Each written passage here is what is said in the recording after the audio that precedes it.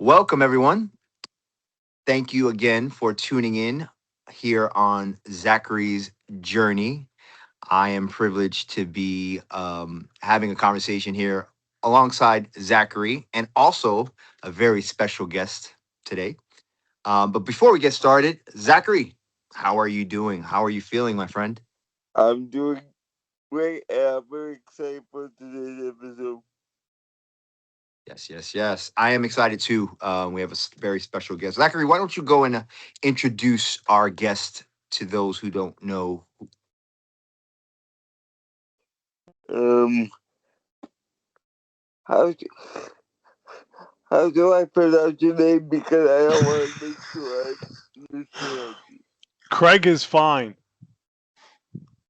I would like to introduce Craig to the podcast.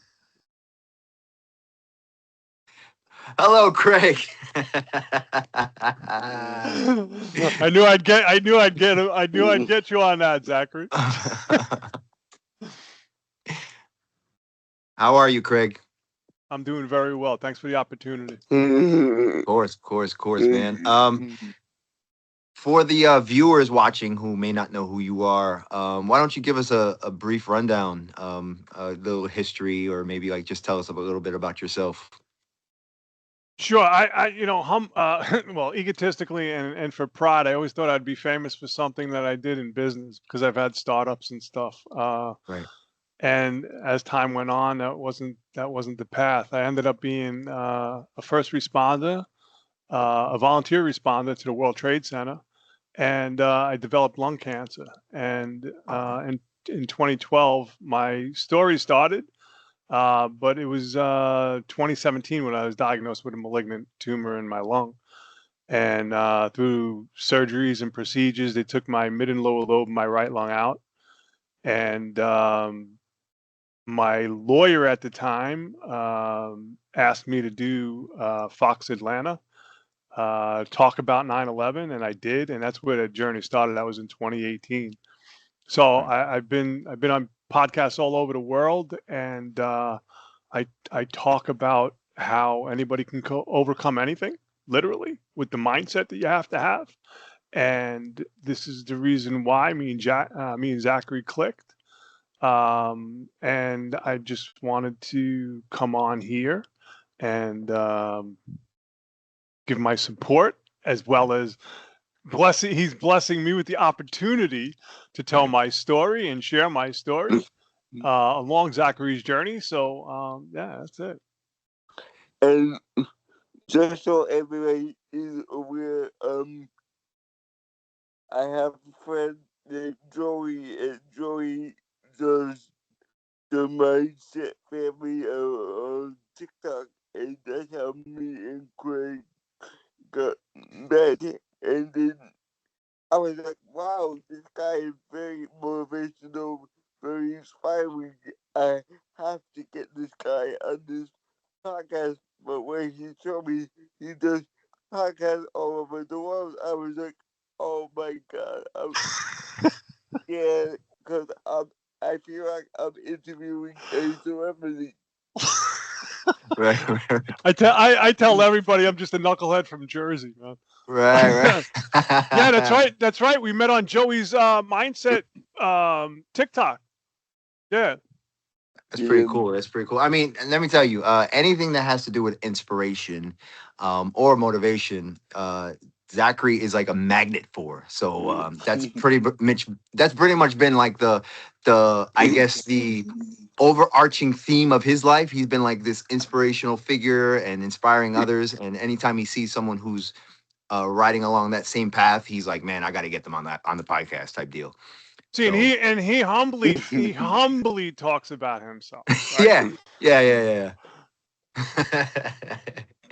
So you mentioned 9/11, and obviously that's a pretty dark day. Um, one of the darkest days I can remember. I mean, just we've gone through a lot, whether it's COVID, all this stuff, and everything like that. And it always seems like every time we go through something, we say to ourselves, it can't get any worse, and something else happens, right? But 9/11 was still to this day was probably the darkest day I think I can remember actually experiencing. I mean, I wasn't at um, the towers or anywhere near there. I was actually in I was in high school. I think I was in the second year high school, and I remember hearing the announcement on the speakers on the loudspeaker, and parents started picking up their children and everything like that. So, but then I remember getting home and watching these things, watching the horror that was going on that day. And there's actually near where I live, there's actually a spot where you were able to see the towers in clear view. Like it was like it almost felt like you were in front of them. Obviously, I live in Where did Jersey, you grow up? Newark, New Jersey. Oh, Newark. Yeah, Yeah. I was in downtown Jersey City at the time. I grew up Oh, in really? Jersey. Yeah, Cliffside Yeah. Park in North Bergen. Yes, I'm very familiar with that area. Yep. Hmm. Yeah, so there was a space or a spot in Newark where it felt like you were standing in front of the towers. I guess because the road almost felt like it was going downhill, but then right in front of you, you saw the towers. And I Right. remember my mom driving through that area that day and just seeing the towers up in flames and everything, and then you can see these like small little figures just flying out, which I'd assume were people. Um, but you obviously have a little bit more in depth, well, a lot of it more in depth experience with being on property, being able to see everything going on. Can you give us like a little insight what that day looked like for you? So so technically, like, because you got to be very specific when you talk about 9/11.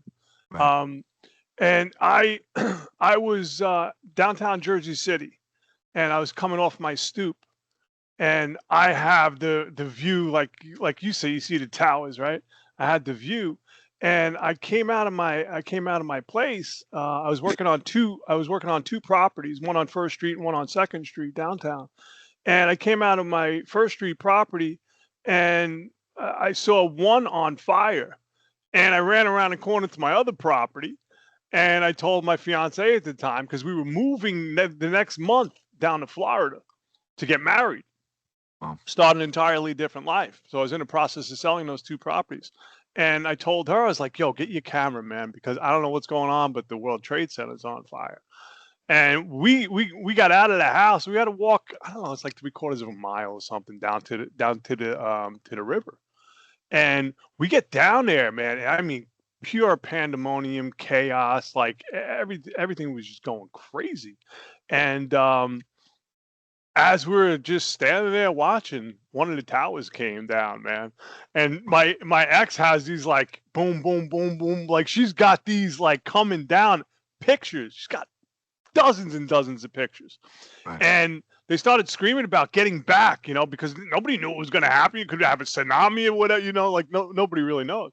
And we did. We went back. We went back into downtown. There's a street that goes across into Liberty State Park at the time, and we were on that. Like we all ran back there to go to Liberty State Park, and that's when the second tower came down, man. And again, she's got the same sequence. And I was in the park, and maybe about a half hour later, people started coming off boats, man, and they were completely disheveled, and they were completely like covered in dust and just like it was pure chaos and pandemonium. And I was like, I need to be there. I've been in construction my whole life. I've been on big apartment building projects. Like I know my way around projects. And it took me the second day to get there. So it was September 11th, September 12th. I went across in a boat, and we got turned away by the Coast Guard that day at Liberty. No, not at Liberty. At Battery Park. And I remember as the boat was turning, because it was really like this crazy scene out of a movie. Because as the boat was turning, there was a baby carriage just sitting there. And I was like, I had this thing going through my head, like, what was the person thinking about, man? That like took the baby and just that was it. She just jetted, or he jetted, Right. right? Because like, what are you thinking about? And get back to the pier at Jersey City, and it was the next day.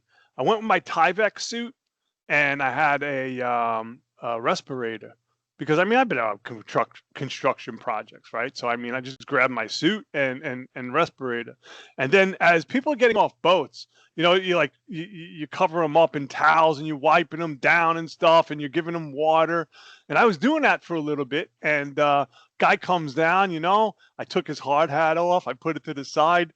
Kicked it to the side, right? He don't need that anymore. Another guy comes and took his vest off, kicked it to the side. He don't need that anymore.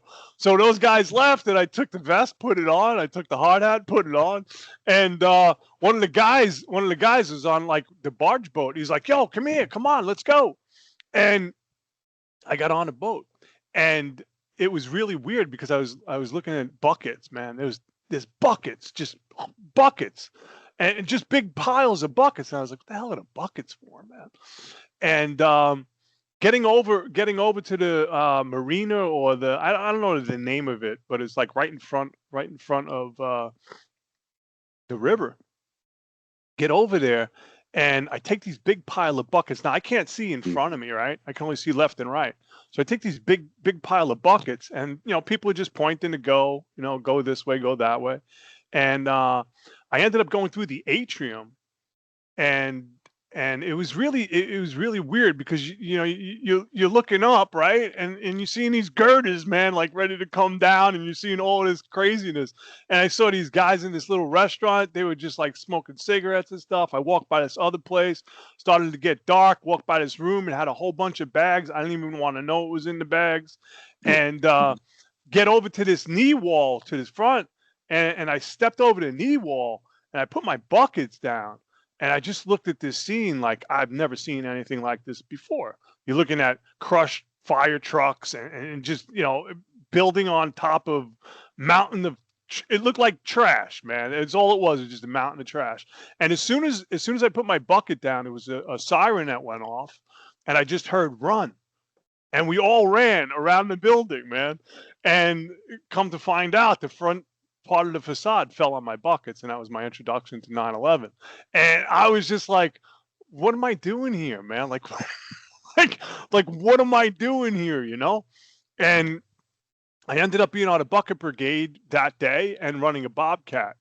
And it wasn't until that Saturday, I think it was that Saturday, yeah. I can't remember if it was like the Christopher Street Path train or whatever, that was open, that I took, and then walked down West Side Highway, and that's when everything changed.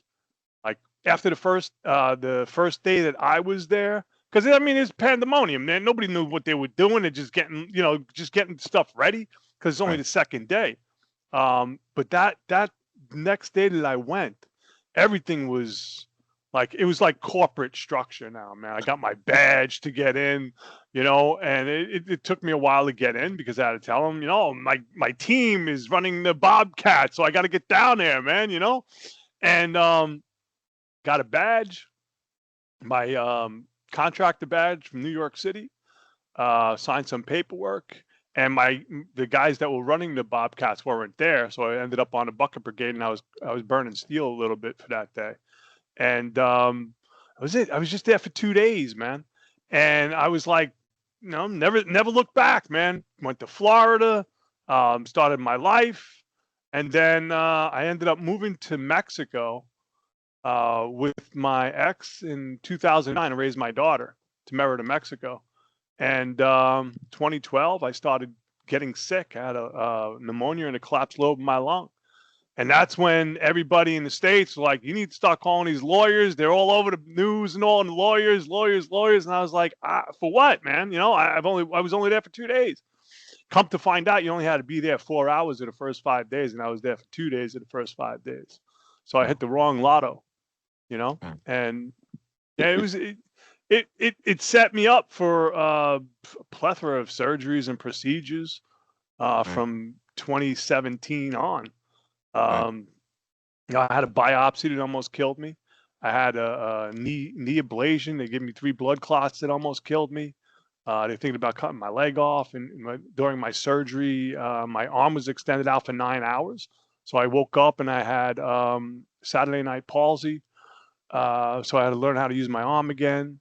And, it was just a never ending battle to this day. I mean, I'm in Merida, Mexico, because the World Trade Center Health Program kind of like their motto, the 9/11 motto is never forget. And they forgot about a whole bunch of people. And in the volunteer sector, I mean, I'm technically in the World Trade Center Health Program, but, outside of New York City, or I guess Washington, D.C., the program is horrendous, man, because they send you to these clinics that are just, they're just disgusting, man. They Right. really are. Right. Now, up until Well, like you got your like official like diagnosis and everything like that, were you experiencing like slowly experiencing some health issues and everything like that? Like, or did you have like any like, I guess, inclination that something was going wrong? Or In 2012, um, I had pneumonia. I had developed pneumonia, right. and it was just extremely painful. And that's when I found out that I had a collapsed lobe of my lung, partial Mhm. collapse, right? Because you have 3 lobes. I had a Right. partial collapse, and it was funny because like you're going through all this, and it's in Spanish, right? And we didn't know that much. At the time, I didn't know that much Spanish, and I knew my in-laws gave us a whole bunch of like drugs because they were doctors, right? So I figured, why stay at this hospital? Let me go to the house and I could recoup there, right? I got pneumonia. Yeah, but I didn't remember that. At the time I didn't remember they said collapsed lobe, and and what happened was, I kept telling my wife at the time, man, I don't understand how people have to go through so much pain, man, because it was crushing pain. And come to find out, I was actually walking around with a collapsed lobe for 5 years, and Goodness. it was ridiculous, man.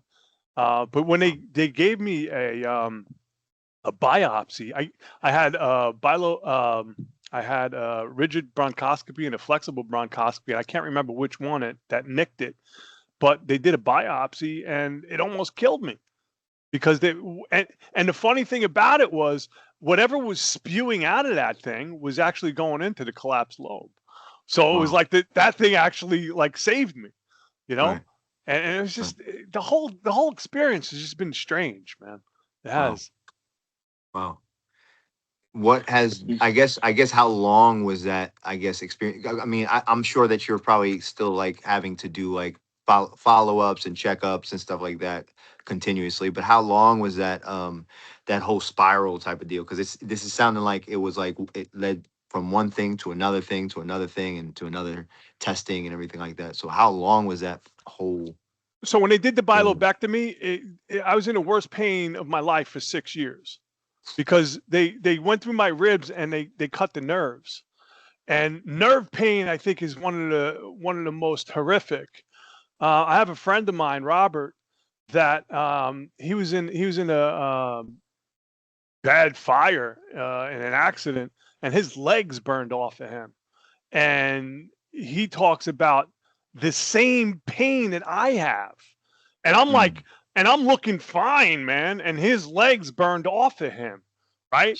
And he's talking about the exact same sensations. right. And I was like, I think nerve pain is probably the worst. Because Right. if at the time, if you looked at me, I'm fine, man.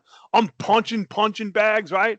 And I got yeah, videos all over of trying to like, you know, just be the man, right? This is not gonna kick my ass. This isn't gonna beat me down.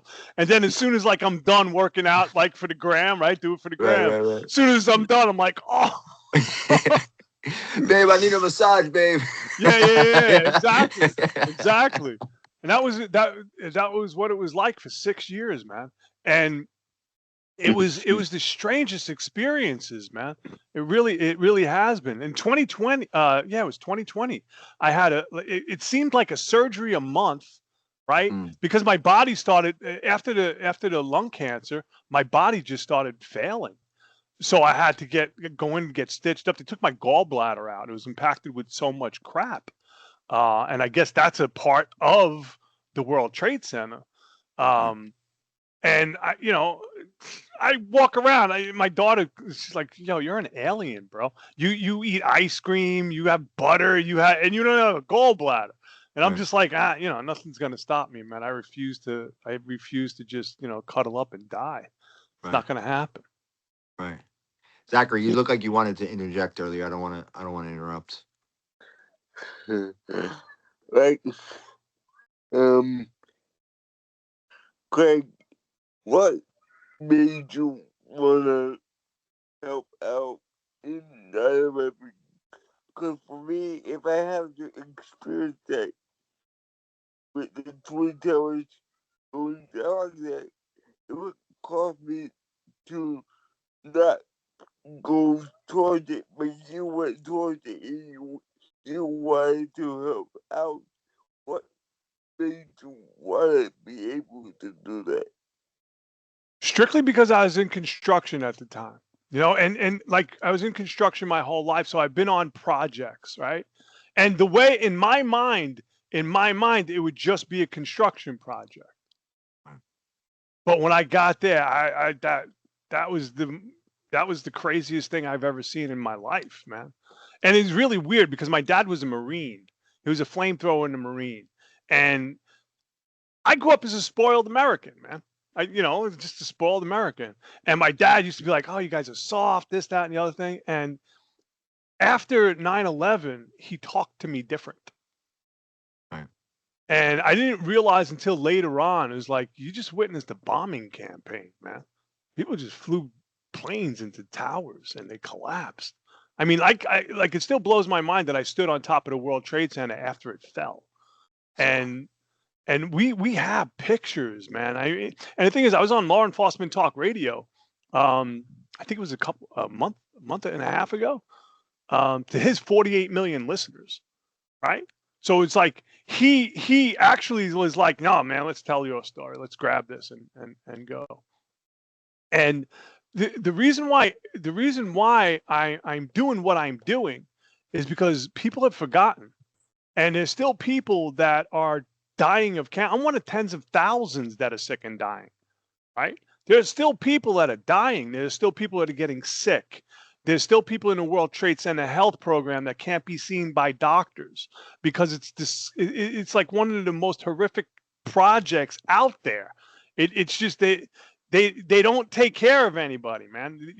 I mean, like, I've lost everything. I went bankrupt over this. I've lost everything multiple times, and I'm still here. And I refuse to get the smile taken off my face. I refuse to have a bad day, right? Right. Because I know I'm so much better off than other people. And I've been through some horrific stuff. However, people have been through more horrific stuff, right? Mm. So what I've been able to do for myself is develop an incredibly resilient mindset. Right. And that's what I want people to understand. Right. That's what I want people, like, whatever you're going through, just keep going, man. Right. Just keep going through it. Right. Right. I'd like to pick your brain on that a little bit. Like, what has helped you get to that point where you're able to maintain a positive outlook? Because I know sometimes, for example, and I've told Zachary this a million times. Like, I see the things that Zachary has endured, and even to this day still endures. Yet he's able to wake up every day and decide to say, "Hey, I'm going to inspire someone, or I'm going to Yeah. motivate someone." Um, and sometimes and for the most part, I think I land on that same page. But then there's other times that I'm going through whatever it is that I'm going through, and I'm like, man, I don't feel like doing this today, dude. Like, this is total bullcrap, you know. So, like, what has helped you maintain that positivity and level headed attitude? Realistically, Yeah, psychedelics. interesting. Psychedelics. Interesting. I've done. I don't know if I could talk about it on here or whatever, but they're starting to realize. Like, I have Barrett's esophagus, where my throat literally just closes, man. And it doesn't matter if I'm eating, drinking, or talking. My throat literally just closes, man. And I have to keep my stuff together, because if somebody comes to help me, they'll actually hurt me more, right? Wow. So I've had to develop a different way of being, right? So like when my throat closes, it literally closes so I can't breathe. So I've been able to remain calm and breathe through my nose and not freak out. And I have to go back to, I used to live in Jamaica with somebody that was savant, right? My buddy Louis, the Sicilian guy from Jersey City, he's savant. And he showed me, he was proficient in like 9 different martial arts, but not regular martial arts, man. Not like, jujitsu and Aikido. He was into like dim mak, stuff like that, where like when Earth is off its alignment and Jupiter is in with, Uranus and it's in alignment with Mercury, right? You touch somebody on the shoulder and, in 6 hours, their liver fails, that kind of stuff. And he's like, no, like for real, man. This is real stuff. This is real stuff. This is what they believe Bruce Lee died from, because he was giving out so much information that the ancients didn't want him to like shoot his mouth off. So somebody just touched him and that was it. He was done. And Louis showed me what the human mind can do and how you could shut off the pain barrier. And with psychedelics, I've done over 300 rounds of dimethyltryptamine. I've done peyote ceremonies with the Wichita Indians. I've had shamans tell me what I was supposed to be doing. And it wasn't until I started to like really understand. So there was one incident that gave me my epiphany, my aha moment. And I was going to a 9/11 annual exam in Georgia. And the lady was like, the doctor rather, they did the x-ray and, I went in to go see her.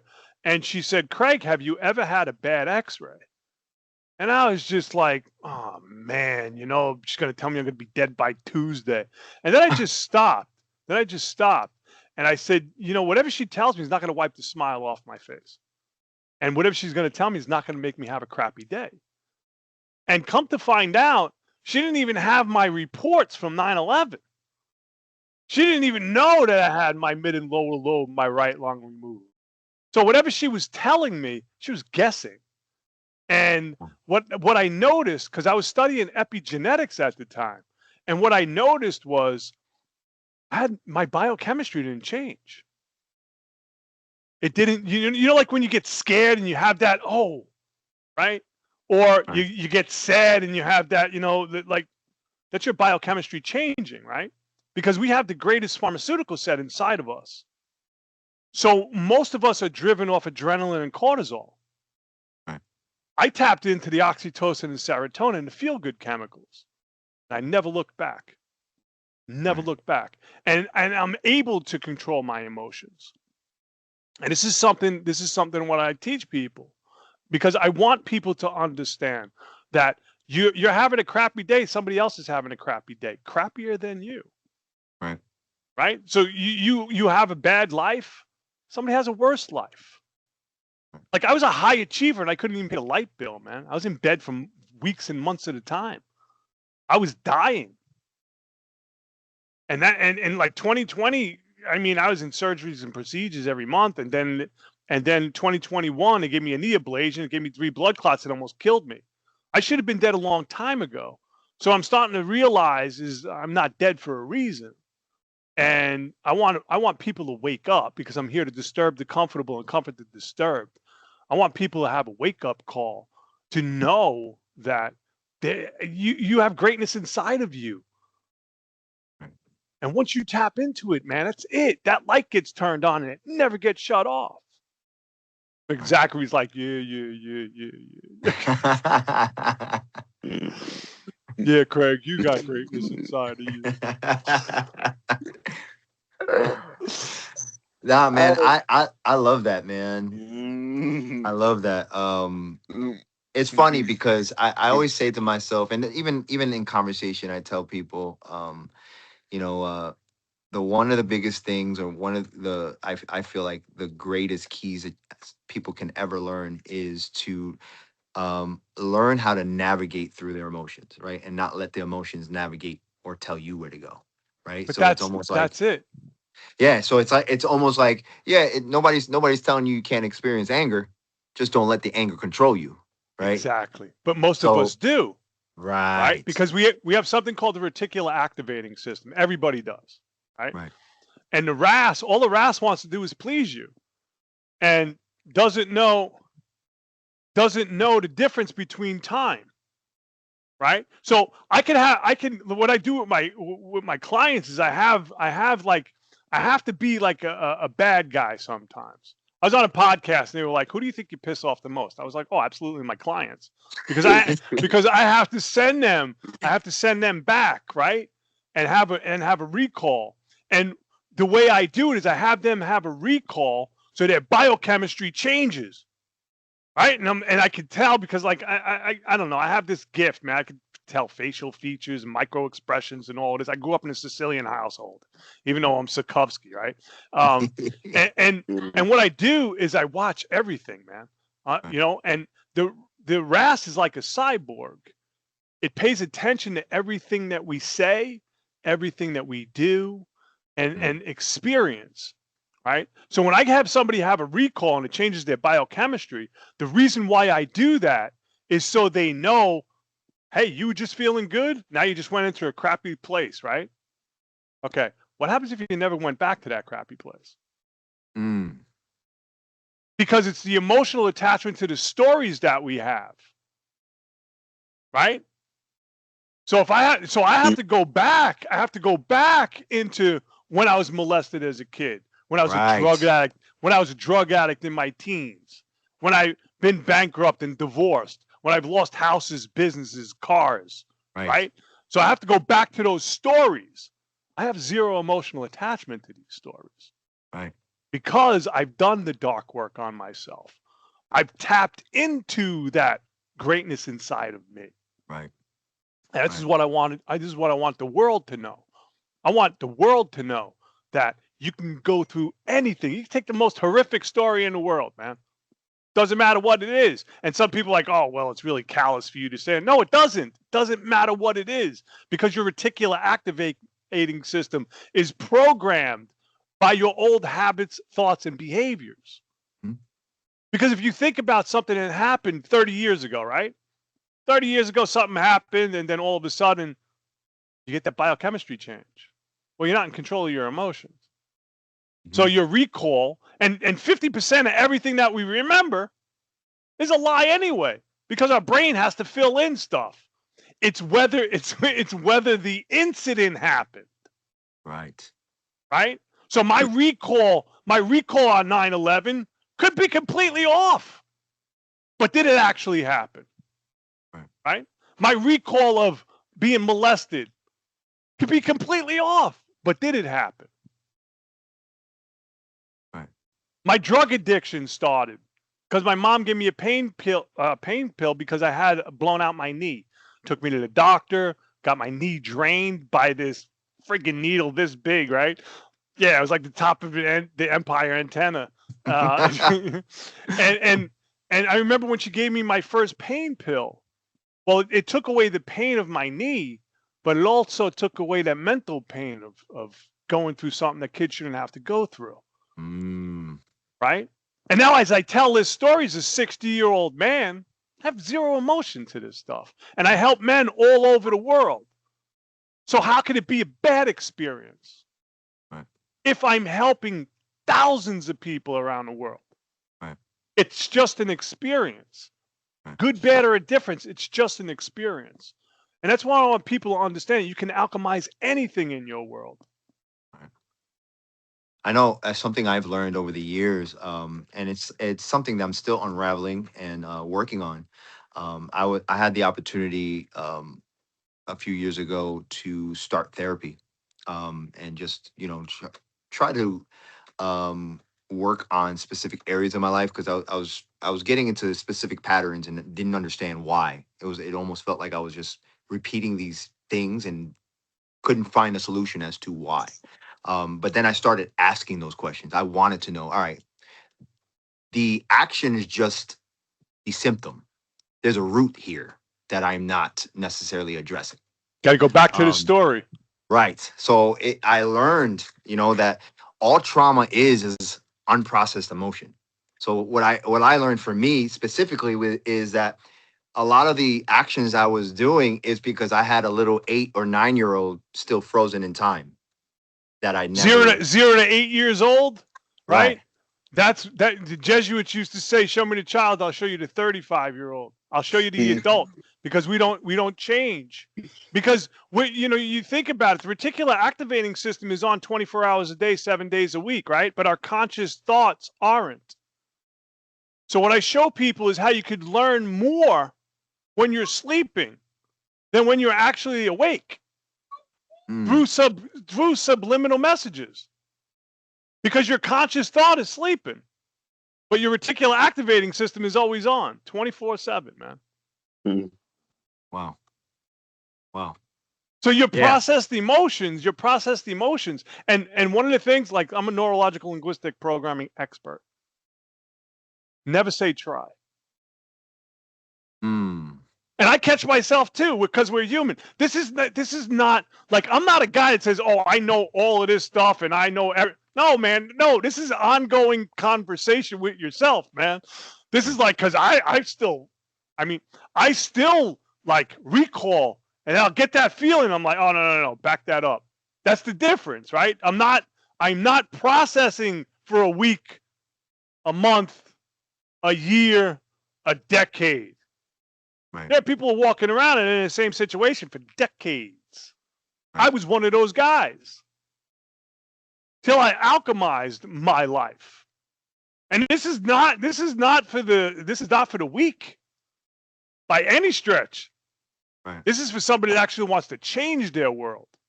Right. Look at Zachary's like, "Yeah, man, we ain't." Yeah.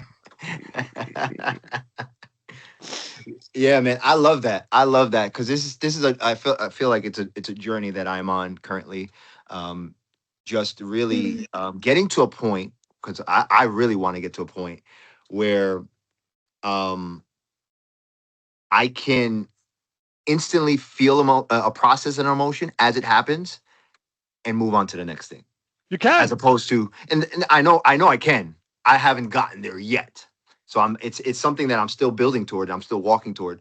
But it's I've also made progress in this area because I'm an overthinker. So I call Okay. myself an overthinker. So for example, a situation happens and now I start overthinking that situation. Well, maybe they said this. Oh, well, wait, maybe they really said that my mama was this. Or maybe. Yeah, because you have a recall of your little child when somebody said, "Hey, you know what, Anthony, you suck. Right, Hey, right, Anthony, you know what, you're less than. Hey, right, Anthony, you know what." But what happens is when you rephrase it, right, maybe those people were less than and they were putting it on you, right. right? So, and you're saying you're building. No, man, you're doing it right now. Mm, From this point forward, you never have to look back ever again. that's good. It's as you're listening to my voice, you want to change, you can change right now. Now That's good. you put the process in. From this point forward, my life is over. My That's life good. has changed. I recreated myself. That's good. And it's not looking back, because when you look back, what happens? Your neck hurts, man. It's like, oh shit, no. It's why the rear view mirror is so small and the windshield is so big. You're looking at new and brighter horizons for yourself, man. Wow, that is good. That is good. That's good stuff. Wow, that was good. Wow, that's good. Zachary, we got him. Zachary, we got him on the There you hook. go, Zach. Yeah, it it's just everything that Craig says is very true, and he's very motivational in everything that he says, and we could all take something from his story. Yes, Yes, we might be scared, but we still push through it, and we still press on forward. Got to And persevere. You got to press on. You got to keep moving, man. That's right, it. right. That's it. We don't have time. We don't have time to feel sorry for ourselves, man. We don't. We have zero time to feel sorry for ourselves.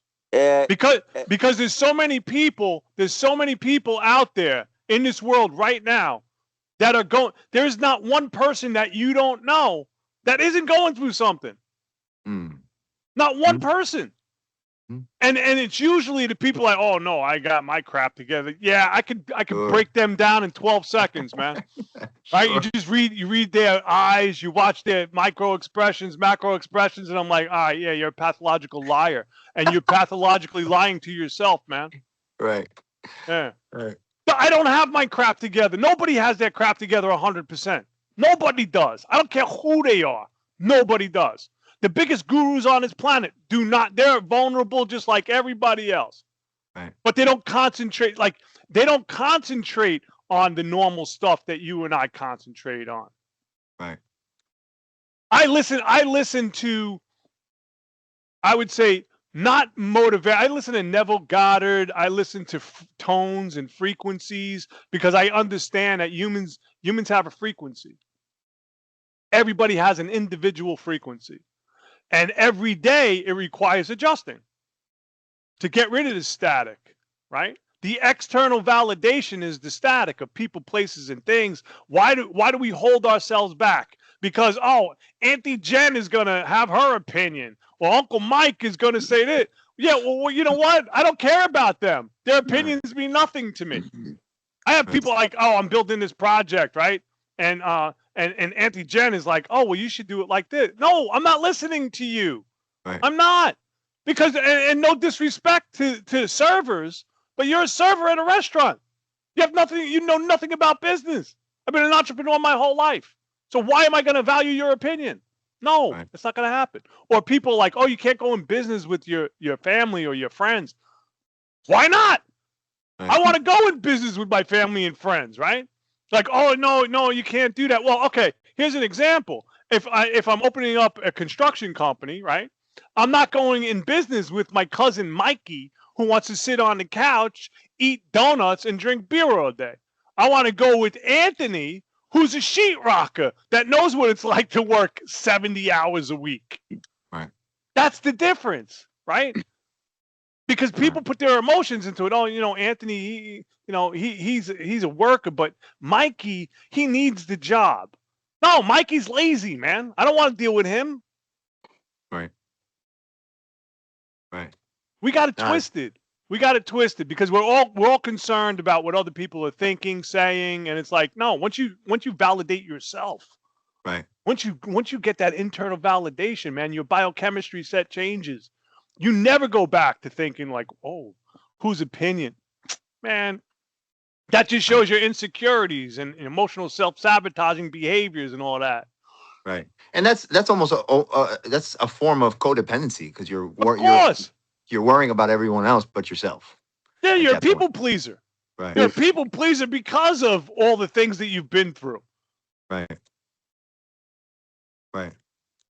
Yeah, man. I always say it's something that me and my wife talk about all the time that we are healed and healing. Right. And it's always a journey, constant journey. Every day. The rent is due every day, man. The rent is due every day. Right. Right. Yeah. So, and I love it, man, because society, it's funny that the world will try to program you to make it seem like you're stuck and we're just in this bubble and there's nothing you can do or say about it. And it's funny because, when in hindsight, you look at it and you're like, man, what people say and what people do really don't matter.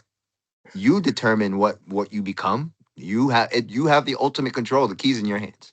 But you have to build this strength for yourself, right? Right. It's like, okay, you come from a broken home. You don't have a mom. You don't have a dad. You don't have this. You don't have that. You're concentrating. Not saying but when people are like, oh, I don't have great circumstances. You're still concentrating on you don't have great circumstances. You're still alive, though. You still have every opportunity in the world. Oh no, well you have a better life, Craig. Really? I live in a 400 square foot apartment in Merida, Mexico. Right. Sometimes I can't even pay my bills because I have to get another surgery, and it's all out of pocket. I've lost everything multiple times. I've been bankrupt. I've been divorced. I had to sell everything numerous times just to survive. And they're like, oh, well, you should be wealthy. I'm beyond wealthy. Right. I'm still breathing. I should have never been breathing. Right. Should have never been breathing. I know what it's like to suffocate. I think everybody should have to run for their life at least once in their life. Right. Just to get pumped. Right. Just to I let life humble me all the time.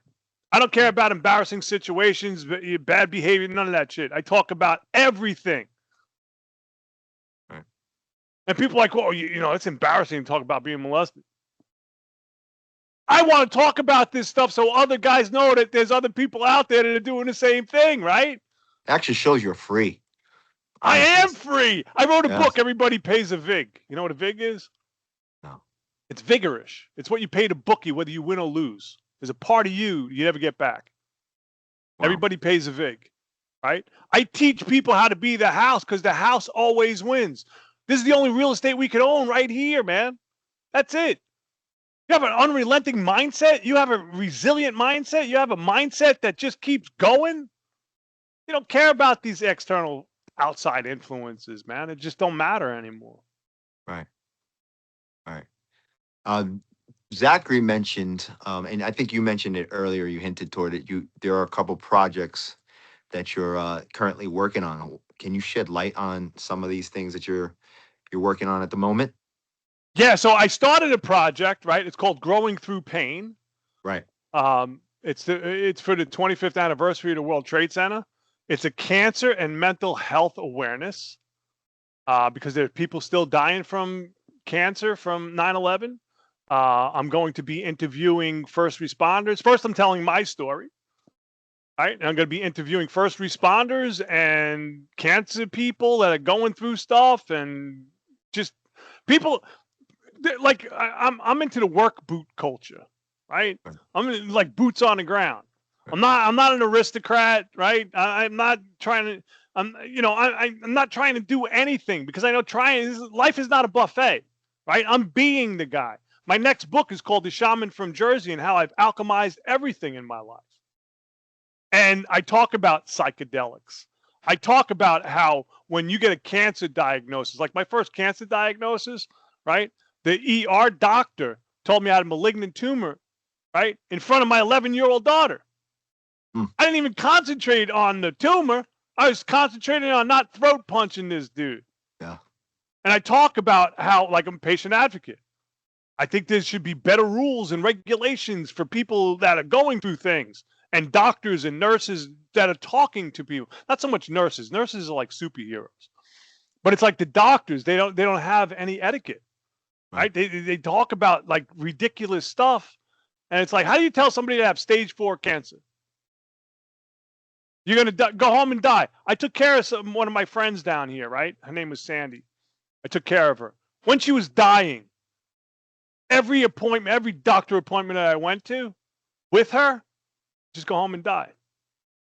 Just go home and die. Just go home and die. I used to hold her, man. She was hysterical crying. I don't want to die. She had a tumor this big, man. She had a tumor this big hanging off her neck. And they couldn't do anything for her. They couldn't do anything for her.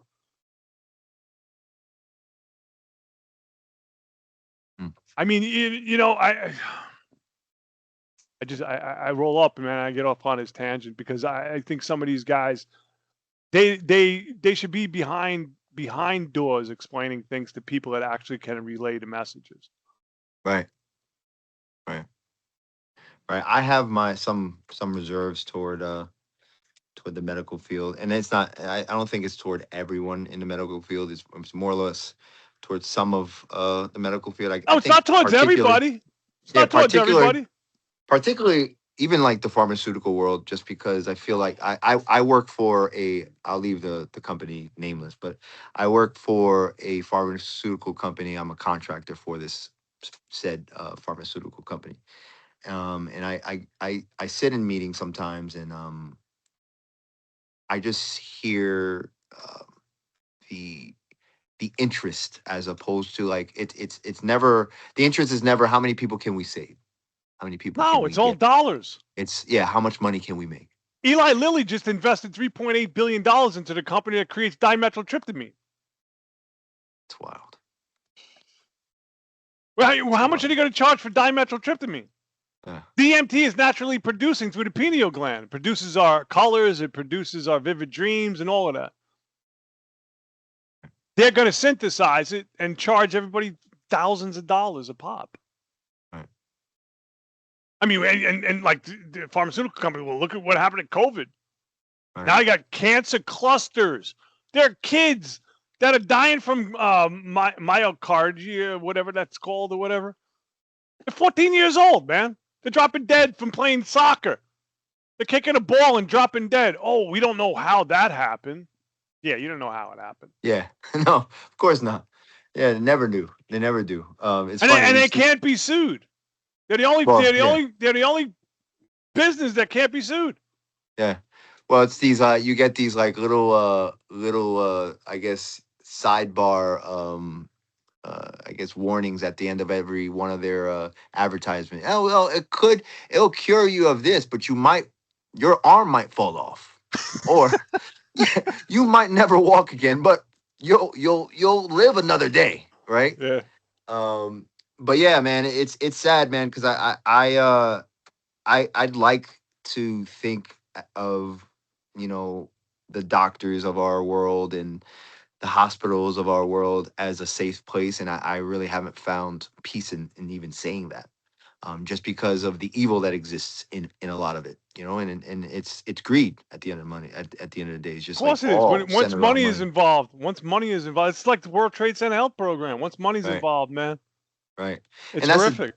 that's the next thing. I know you've had cancer in your life, but I find it hard to believe that after all these years we've been dealing with this same terminal illness and there has not been a single cure.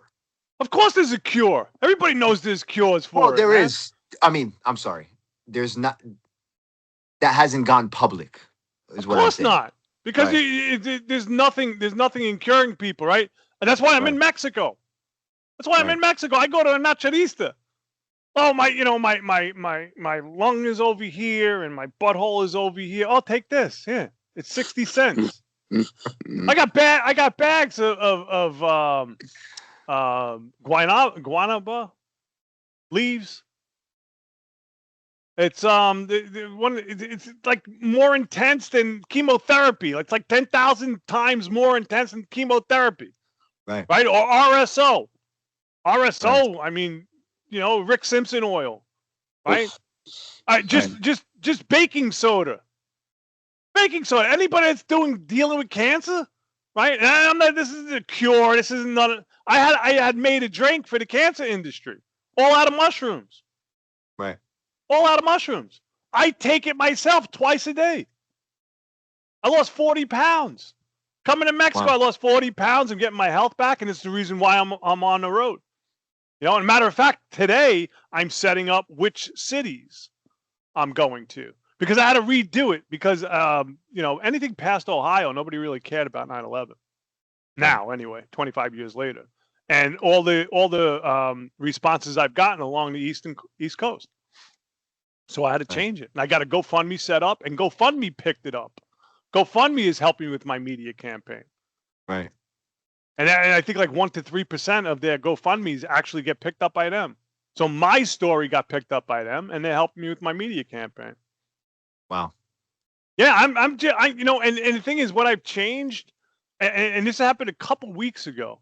It wasn't what I need or I want to do, right? I listened to a video and somebody said, "You get to do." Oh my God, that changed my perspective on everything in this world. I get to do this because I'm still breathing. I get to go around the world because I'm still breathing. I get to hold people's hands that are on their way out. I get to talk to people. I love that. I don't need to. I don't want to. I get to. And that is a privilege, man. It's just like I get to be on Zachary's show. Right. Right. Zachary. Yeah, man. I love that, man. I love that. And I love how how well versed you are on all of this. I'm sitting here and I'm like taking notes, mental notes. I'm like, dude, this guy is just like drilling into me. Like even some of the stuff you said earlier, just just be careful about specific wording that you're using and everything like that. And sometimes we say it without even knowing or realizing half the things we say. I still do. I still Right. do. I still do, and I correct myself, right? Right. Because everything is neurological linguistic programming. Everything Right. is. Let me explain something to you real quick, right? So there's 7 hypnotic words that can put somebody into a trance. And the words are realize, wonder, focus, discover, ponder, imagine, and pretend. Right? So you can put it in a sentence. And the human mind will pick it up. So it's like when you realize, right, that when you focus, you discover a new realization, and then you can imagine that you no longer have to pretend. But then when you ponder, whatever you're thinking about creates wonder in your world.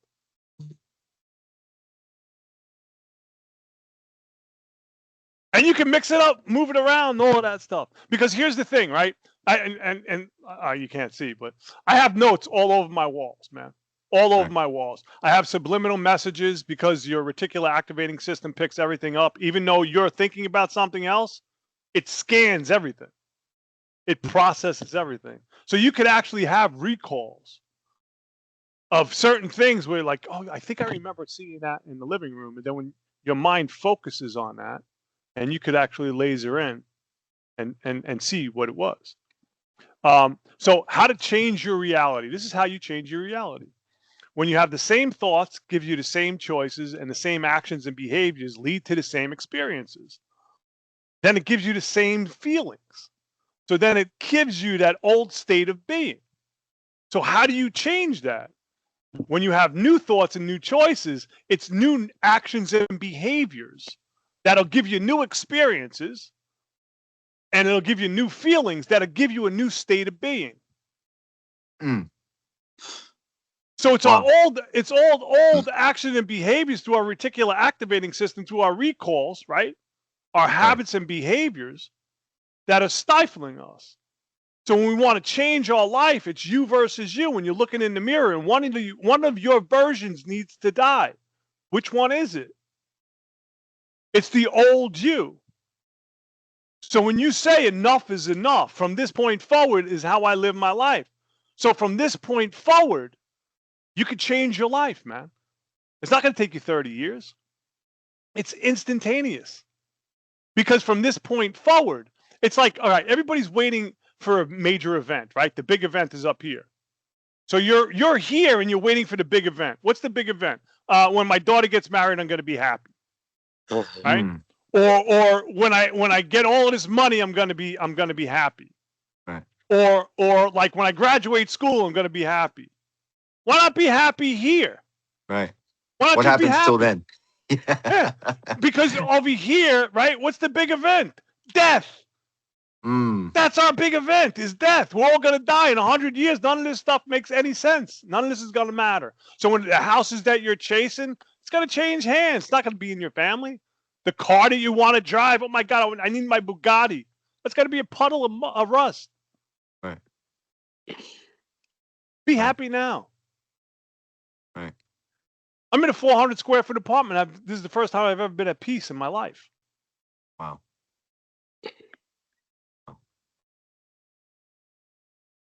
You've chosen peace. I worked for it. Right. And I believe everybody should be proficient in combat. Everybody should learn combat. That's why one of the better business books out there is The Art of War. Because you have to know your terrain, man. How else are you going to deal with life? And I live this every day. It's not I'm like a hypocrite. I used to be a hypocrite. So I used to give the best advice in the world, and my life would be completely out of control. Completely out of control, man. You know? Now it's like, no, I go online. No, this is my life. This is my life. 400 square foot apartment. I sit in meditation for 6 hours. Right. I go out to my garden and my swimming pool.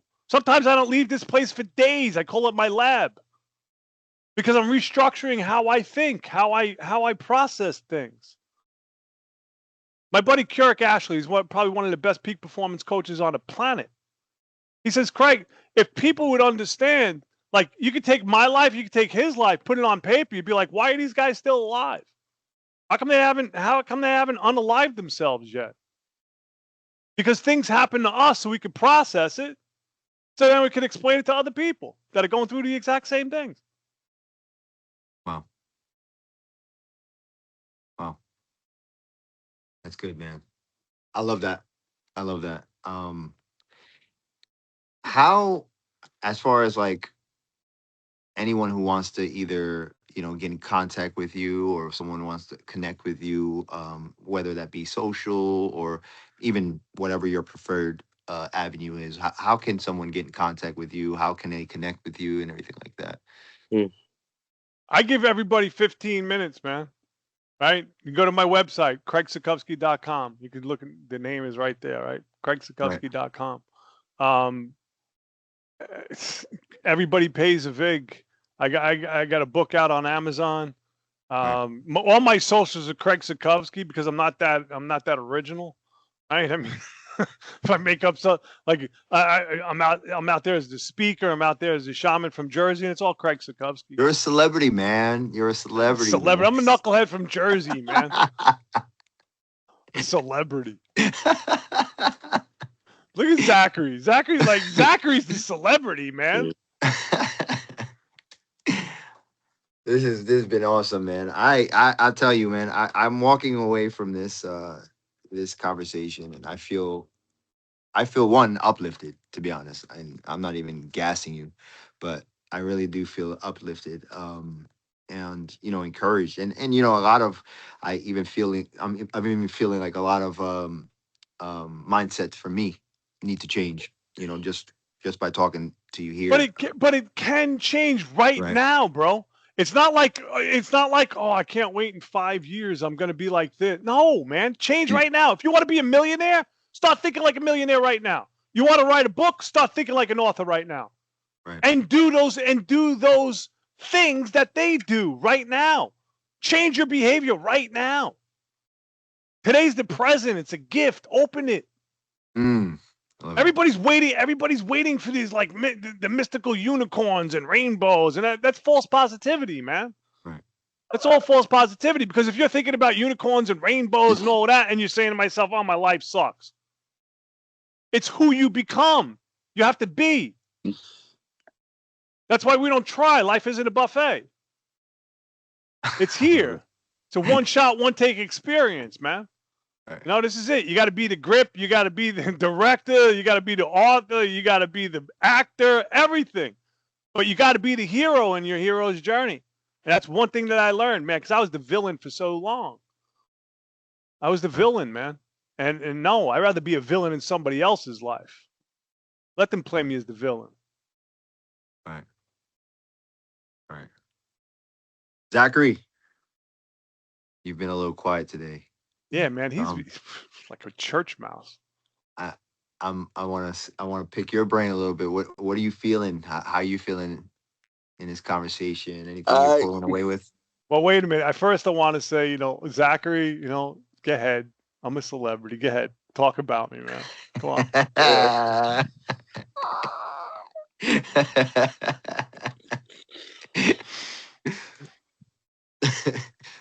I feel like each guest that we have on, it shows their strength, it shows their courage, and it shows people watching that if you ever feel doubtful, that you can still press forward and still keep on going. And this is why I built this platform. It says Zachary's journey, but I believe it's our journey because we built it together. And we're continuing to build it. 100%. Love that, man. That's why you are the man, Zachary. I don't know. I mean, I know you call Craig the celebrity, but I think the true celebrity I'm the celebrity. here. I'm the celebrity, right? Celebrity. But I gotta give it to him. I gotta give it to Zachary.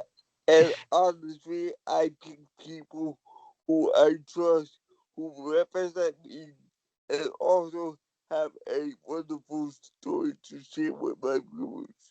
I feel Mhm. like Craig has a story worth sharing. Thank And you. I really do encourage people, if you're not following Craig, go follow him. Yes. Yeah, I'm definitely going to be following you as soon as we get off of this. Yeah, man. Listen, Craig, man, you really blessed my heart, bro. Honestly, and just hearing your story and seeing everything that you're doing, and just to give back and everything, and give people, I guess, a bit of hope, you know. And it's really inspiring, and it's really impacting, man. And I feel like I know I've been impacted, and I know people all over the globe, I want to say, because you're a celebrity, are going to be impacted. Um, so, man, it's been a pleasure and an honor, to be honest, bro, to get to know you and then just get to, I, Likewise. yeah, meet you today, man. And It's been amazing. this is not the last, Craig. This is only the beginning. It's only the beginning. So like this is what you have to understand, man. Right? This is what you have to understand. Right. This is the internet, bro. This is all over the world, man. So you two are celebrities because you put together this platform, man. You're featured all over the world. Hashtag everything. Hashtag Korea. Boom. Somebody goes to Korea. There's your platform. Somebody goes to Japan. Boom. There's your platform. That's what I've learned how to do this, man. Because I had to learn a new craft because I couldn't be in construction anymore, man. Right. I'm a knucklehead carpenter and a mason. And Carpenter and a mason, man. And I hate the computer. Oh man, I hate the computer. You better get used to it now. Well, yeah. It's here to stay. Yeah, man. and Was that and Zachary? and for people who don't know, I have a book out myself. You should go check out. Nice. Yes, Zachary does have a book.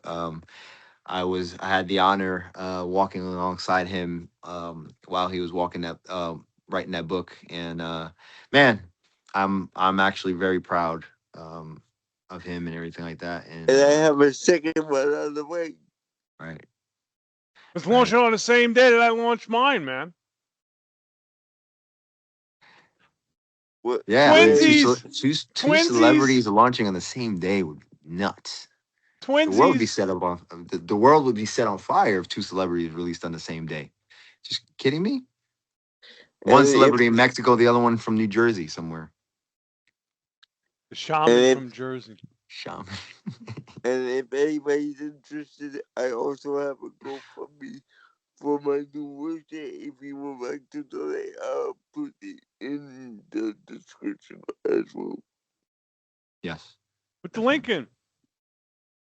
Look, this is one of the things. This is one of the things, right? I put a GoFundMe, right? And it's like, well, you need.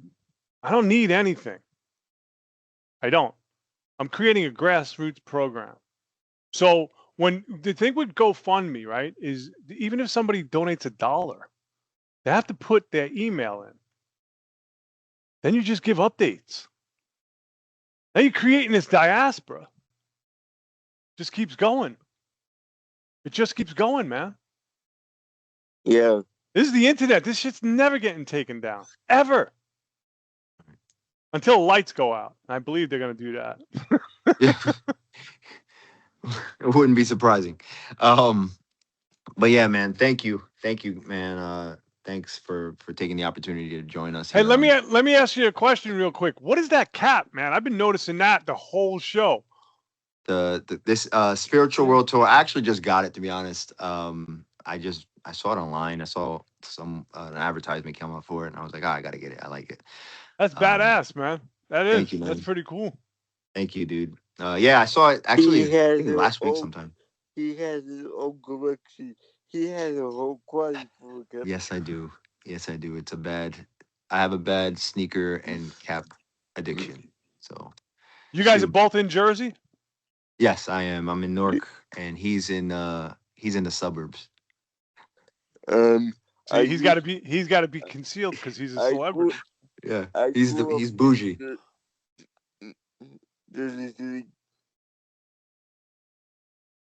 Oh, you grew up in Jersey City. Yeah, so you guys are twinsies at this point. yeah. Hey, but I'm not the celebrity here, okay? Yeah, this That's guy, you so know. that is so funny. A celebrity. I need to I need to take a I need to take a chapter from his book. Yeah, I mean, we all do. We all do. Um, but thank you, man. Thank you for joining us. And Zachary, as always, thank you, bro, for opening this platform and allowing people to use this platform to shed light and be positivity and give people hope and everything like that. 100%.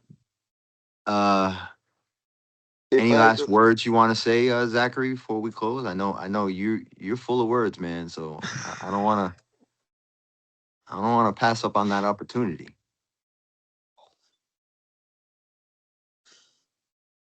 Anthony,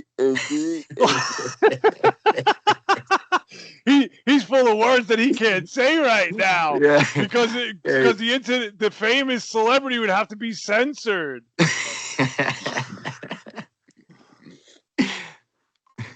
so Anthony, just follow your dreams and just do anything you bring right to it. If there's one message that you can take from Craig's story, let it be this.